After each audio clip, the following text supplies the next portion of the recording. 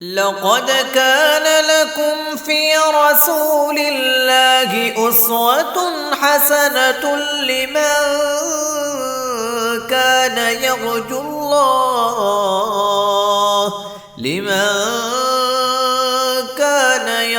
الله واليوم الآخر وذكر الله كثيرا نحمده ونصلي على رسول الکریم اما بعد۔ صحیح البخاری کتاب الوضو باب نمبر 60، باب البول قائما و قاعدا، باب ہے کھڑے ہو کر اور بیٹھ کر پیشاب کرنا۔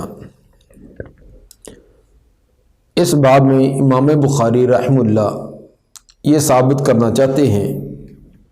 کہ بیٹھ کر پیشاب کرنا عام طریقہ ہے ہی، تمام جگہوں پر یہ استعمال ہوتا ہے، البتہ بوقت ضرورت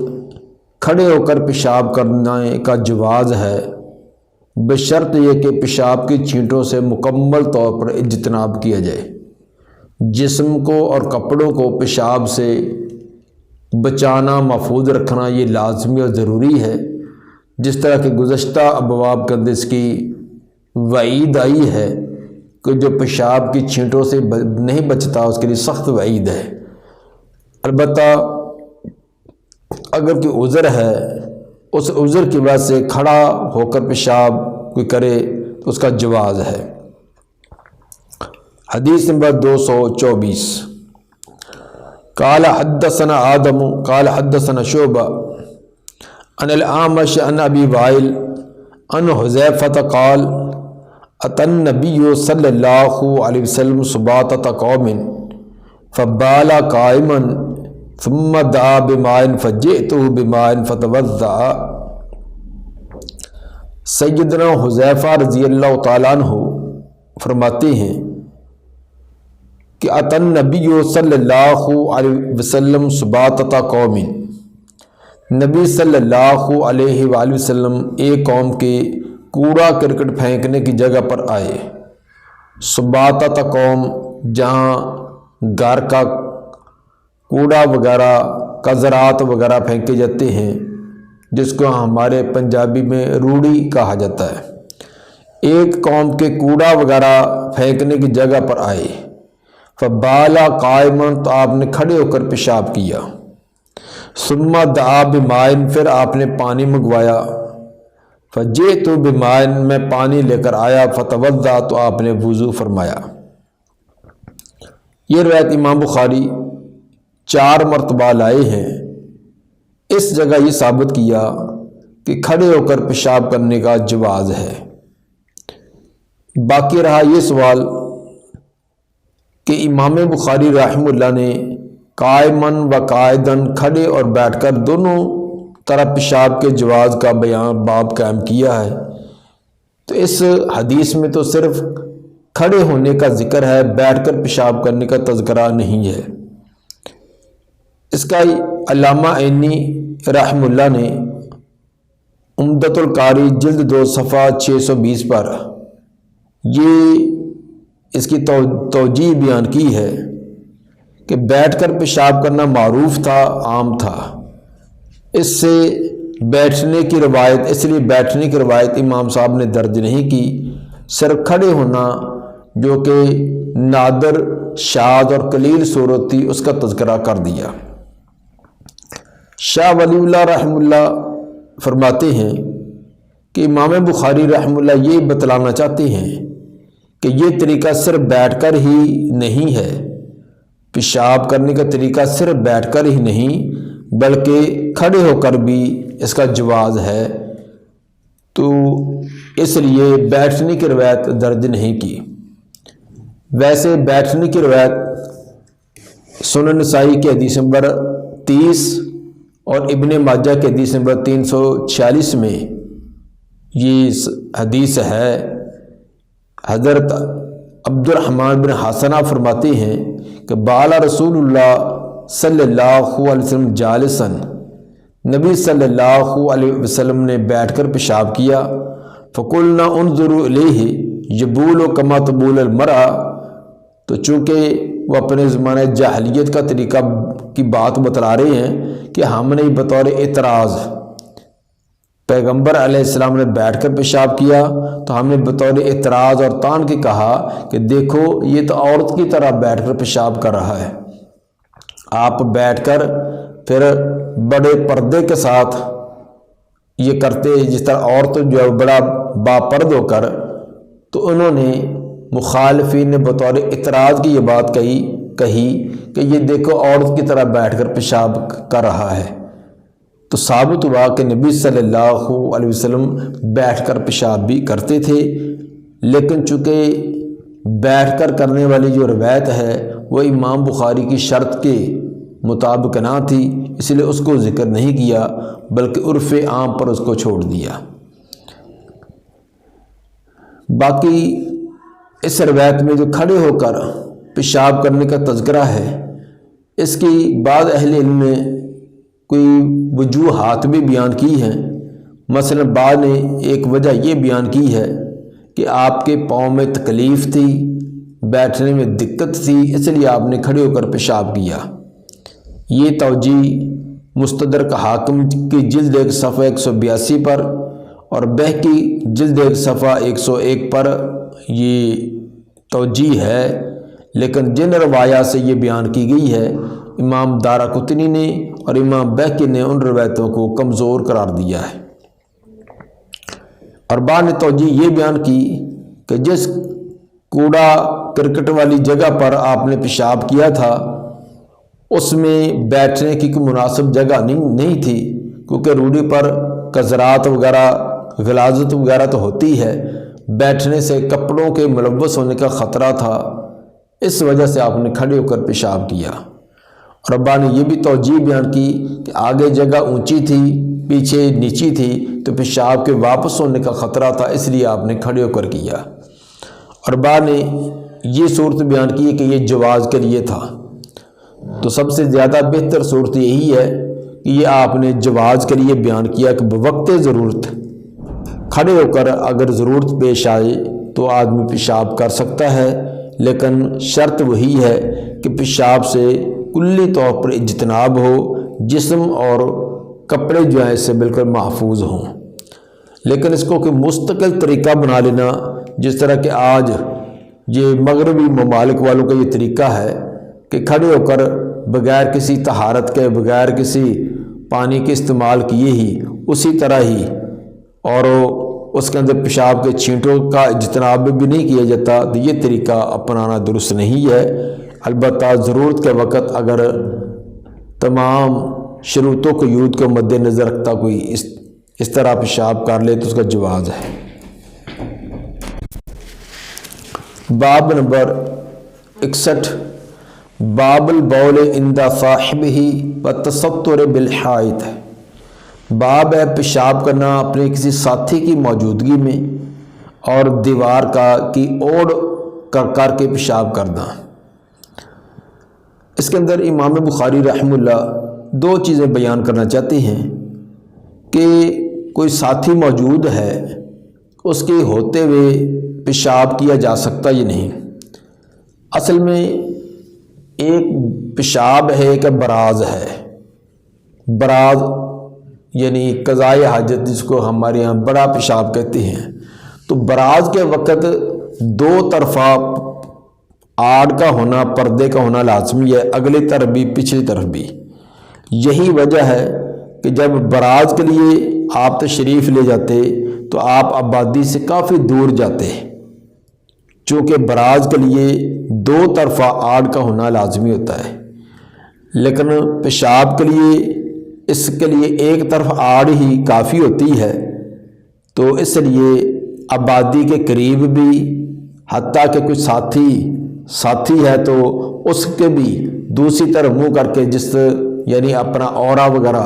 نظر نہ آئے تو وہاں پہ پیشاب کیا جا سکتا ہے۔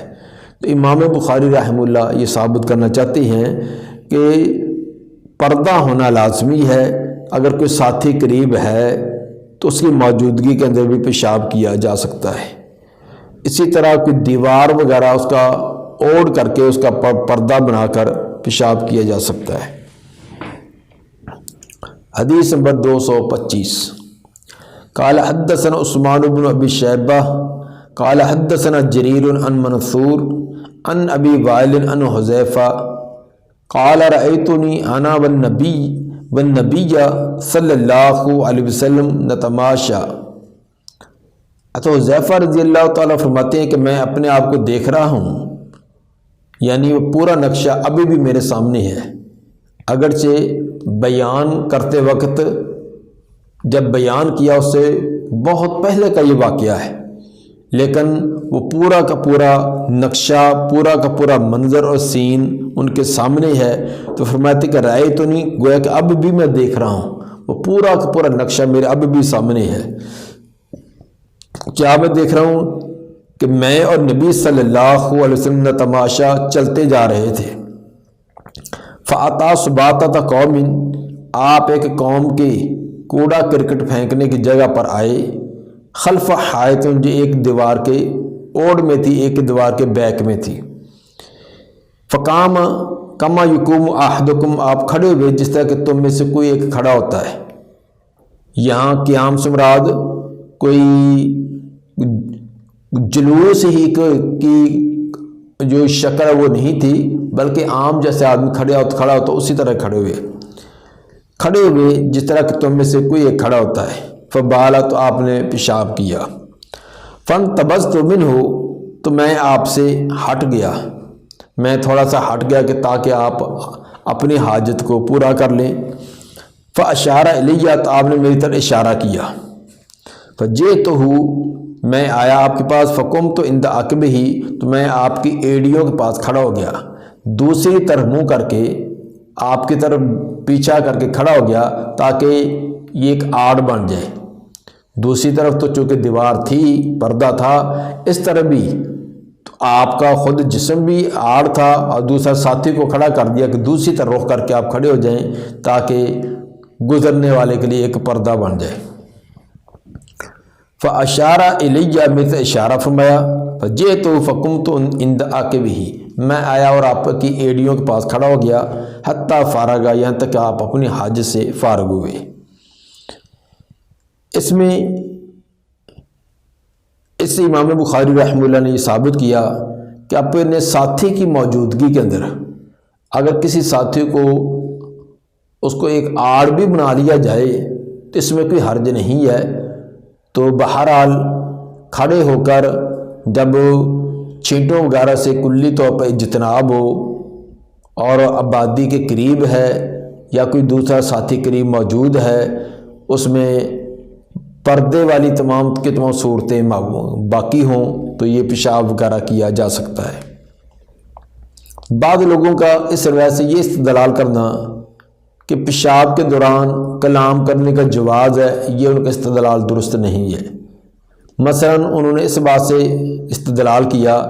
کہ فاشارہ الیہ، آپ نے میری طرف اشارہ کیا، تو اشارے سے مراد وہ یہ کہتے ہیں کہ آپ نے زبان سے قریب آنے کے لیے کہا۔ یہ انہوں نے الفاظ جو صحیح مسلم کی حدیث نمبر 273 ہے اس سے لیے ہیں کہ اس کے اندر لفظ ہے کہ ادلو، کہ آپ نے فرمایا تھا کہ قریب آ جائیے، اور بخاری کے ان الفاظ سے ثابت ہو رہا ہے کہ فاشارہ الیہ، آپ نے اشارہ کیا تھا، یعنی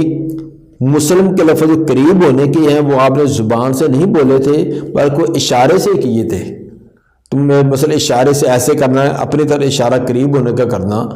تو یہ زبان سے بولنے کا اس سے ثابت نہیں ہوتا، بلکہ بول و براز کے وقت کلام کرنے سے، بات چیت کرنے سے اس کی ممانعت ہے۔ حتیٰ کہ اگر ایسی حالت کے اندر اگر کسی نے آپ کو سلام بھی کہا ہے تو آپ نے سلام کا جواب نہیں دیا، جیسا کہ ابو داؤد کی حدیث نمبر 16 میں یہ وضاحت ہے کہ ایک صحابی فرماتے ہیں میں آپ کے قریب سے گزرا، میں نے سلام کہا تو آپ نے سلام کا جواب نہ دیا، البتہ اپنی حاجت سے فارغ ہونے کے بعد جواب دیا۔ تو ثابت ہوا کہ بول و براز کے وقت کلام کرنا یہ درست نہیں ہے۔ ہاں البتہ کوئی اشد ضرورت، ناگزیر صورت میں کوئی بات ہو سکتی ہے، مثلا پانی ختم ہو گیا ہے تو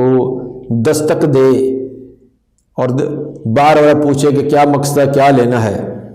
تو اس کو اشارے سے یا ایک آدھی لفظ بول کر کے پانی یا پمپ چلا دیں، تو یعنی اس طرح کا کوئی لفظ مجبوری کی شکل میں کیا جا سکتا ہے۔ تو لیکن عام کلام جو ہے بول و براز کے وقت برہنہ حالت میں یہ کرنا درست نہیں ہے۔ حدیث باب نمبر 62، باب البول عند سباطۃ قوم، باب ہے پیشاب کرنا کسی قوم کے کوڑا پھینکنے کی جگہ پر۔ یہ روایت پیچھے بھی آئی ہے، لیکن چونکہ امام بخاری رحمہ اللہ ایک ہی روایت سے کئی طرح کے مسائل استنباط اور استدلال کرتے ہیں، اس جگہ امام صاحب یہ ثابت کرنا چاہتے ہیں کہ جس طرح کہ شاہ ولی اللہ رحمہ اللہ نے امام بخاری رحمہ اللہ کا یہ مقصد بیان کیا ہے۔ شاہ صاحب فرماتے ہیں کہ کوڑا کرکٹ پھینکنے والی جگہ پر پیشاب کرنے کے لیے وہاں کے مالک سے اجازت لینا کوئی ضروری نہیں ہے۔ جس کی وہ کوڑے والی ڈھیر ہے، کوڑا کرکٹ کی جگہ ہے، تو کسی کی ملکیت ہوگی، جس طرح کہ لوگ اپنی فصلوں وغیرہ میں ڈالنے کے لیے وہ کچرا وغیرہ لے جاتے ہیں، تو دیہاتوں کے اندر لوگوں کی اپنی وہ ملکیتیں ہوتی ہیں، وہاں ڈیر لگائے ہوتے ہیں، تو ایسے کوڑے والی جگہ پر پیشاب کرنے کے لیے مالک سے اجازت لینے کی کوئی ضرورت نہیں ہے، کیونکہ جگہ ہی غلاظت وغیرہ کچرا وغیرہ پھینکنے کے لیے ہوتی ہے، اور پھر بول و براز اشد ضرورت ہوتی ہے، تو وہاں نہ کوئی مالک اس سے برا سمجھتا ہے، نہ اس کو اس سے کراہت ہوتی ہے، کیونکہ اور بھی اسی طرح کی چیزیں پھینکی ہوتی ہیں۔ تو اگر کوئی آدمی بغیر اجازت کے بھی وہاں اپنی حاجت پورا کر لے تو اس کی اجازت ہے، اس کا جواز ہے۔ اسی طرح جس طرح آج کل واش روم عام جگہ پر بنے ہوتے ہیں مساجد کے اندر یا اور گزرگاہوں پر، تو وہاں کی اجازت لینے کی ضرورت نہیں ہے، وہ استعمال کیے جا سکتے ہیں۔ البتہ بعض نے یہ بھی اس سے ثابت کیا ہے کہ امام بخاری کا مقصد یہ ہے کہ گندگی والی جگہوں پر پیشاب کرنے کا طریقہ کیا ہے، وہ جگہ جہاں بیٹھنے سے کپڑوں کے آلود ہونے کا خطرہ ہے، کپڑوں کے پلید ہونے کا خطرہ ہے، تو ایسی جگہ پر پیشاب کرنے کا کیا طریقہ ہے، اس کا الگ سے امام بخاری یہ بیان کرنا چاہتے ہیں کہ وہاں کھڑے ہو کر پیشاب کرنے کا جواز ہے۔ حدیث نمبر 226، قال حدثنا محمد بن عرعرہ قال حدثنا شعبۃ عن منصور عن ابی وائل قال کان ابو موسیٰ الاشعری یشدد فی البول، حضرت ابو موسیٰ اشعری رضی اللہ تعالیٰ عنہ پیشاب کے اندر بڑی تشدد کرتے تھے، بڑی سختی کرتے تھے۔ وَيَقُولُ إِنَّ بَنِي إِسْرَائِيلَ كَانَ إِذَا أَصَابَ ثَوْبَ أَحَدِهِمْ كَرَزَهُ، اور فرمایا کرتے تھے کہ بے شک بنی اسرائیل ان میں سے جب کسی کے کپڑے کو پیشاب وغیرہ اس کو پہنچ جاتا، پیشاب وغیرہ اس کو کپڑے پر لگتا، تو کارزہ ہو تو اس کو کاٹتا۔ اگر ان کے کپڑے پر پیشاب وغیرہ کے چھینٹے وغیرہ پڑتے تو ان کو کاٹنا پڑتا، کاٹ کر اور پاک کر کے اس کو الگ کر کے پاک کیا جاتا۔ فقال حذیفہ، جب حضرت حذیفہ رضی اللہ تعالیٰ عنہ نے ابو موسیٰ اشعری رضی اللہ تعالیٰ عنہ کا یہ ایک سختی کو سنا، اصل میں سختی ان کی یہ تھی کہ ابو موسیٰ اشعری رضی اللہ تعالیٰ عنہ انہوں نے اپنے لیے ایک بوتل رکھی ہوئی تھی، شیشے کی بوتل، تو اس کے اندر پیشاب کرتے اور پھر اس کو باہر پھینک کر آتے، اس ڈر کی وجہ سے کہ اگر میں نے زمین پر پیشاب کیا تو کہیں وہ سوئی کی نوک کے برابر چھوٹے چھوٹے جو چھینٹے وغیرہ وہ کپڑے پر یا جسم پر نہ پڑے، یعنی اس قدر وہ احتیاط کرتے، کسی بوتل میں پیشاب کر کے تو پھر اس کو الگ سے بہاتے کہ اگر ڈائریکٹ میں نے کیا تو زمین پر پیشاب گرنے کی وجہ سے چھینٹے نہ پڑ جائیں۔ تو یہ وہ سختی اس طرح کرتے تھے، اور حوالہ یہ دیتے تھے کہ بنی اسرائیل پر پیشاب سے اجتناب کرنے کی بڑی شدت تھی، حتیٰ کہ ان کے کپڑے پر پیشاب لگ جاتا تو پیشاب وہ اس کپڑے کو کاٹنا پڑتا، اس لیے وہ سختی کرتے۔ ان کی اس سختی کو دیکھ کر تو حذیفہ رضی اللہ تعالیٰ عنہ نے فرمایا کہ لے تو امسکا، کاش کو اپنی اس سختی سے باز آ جائیں، رک جائیں۔ ان کو اتنا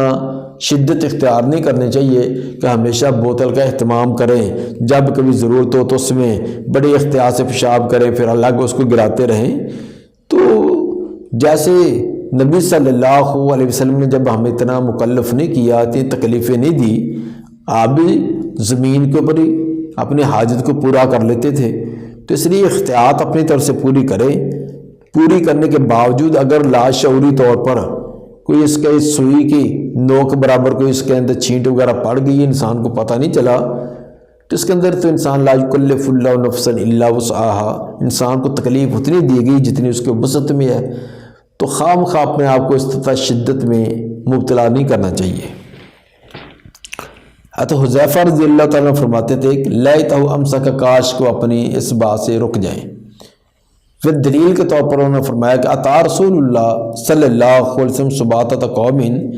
رسول صلی اللہ علیہ وسلم ایک قوم کے کوڑا پھینکنے کی جگہ پر آئے، فبالا قائما، تو آپ نے کھڑے ہو کر پیشاب کیا۔ تب کھڑے ہو کر پیشاب کرنا تو وہاں وہم تو ہوتا ہی ہے،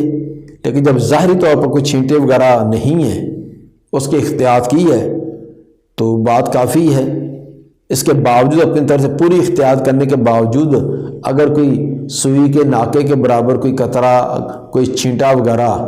آ گیا ہے جس کا انسان کو شعور نہیں ہے، تو اس طرح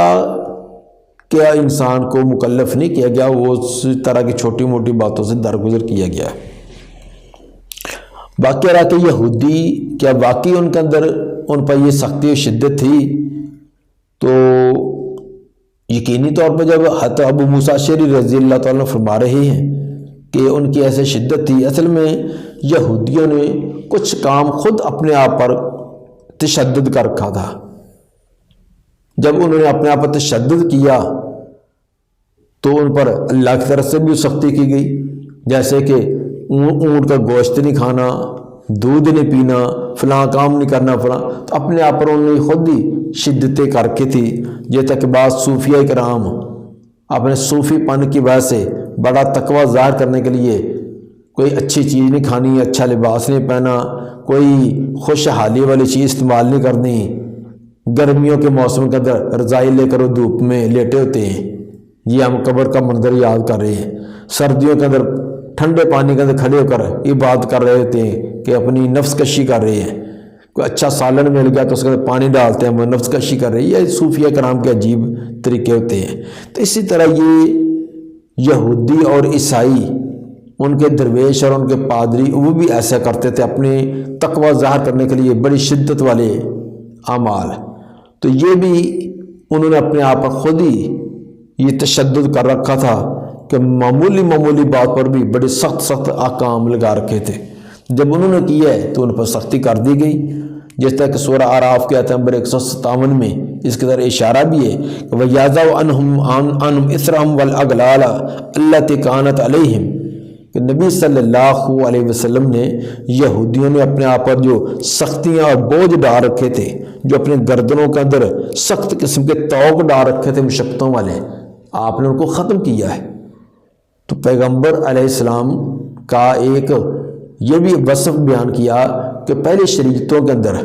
جو قوموں نے خود بخود شدتیں ڈال رکھی تھی، اپنے آپ کو مشکلات میں ڈال رکھا تھا، تو پیغمبر نے وہ شدتیں ختم کر کے آسانی والا دین ان کو دیا ہے۔ دعا ہے کہ اللہ تعالیٰ نبی صلی اللہ علیہ وسلم کے فرامین پر عمل کرنے کی توفیق عطا فرمائے۔ سبحان ربک رب العزت عما یصفون وسلام علی المرسلین والحمد للہ رب العالمین۔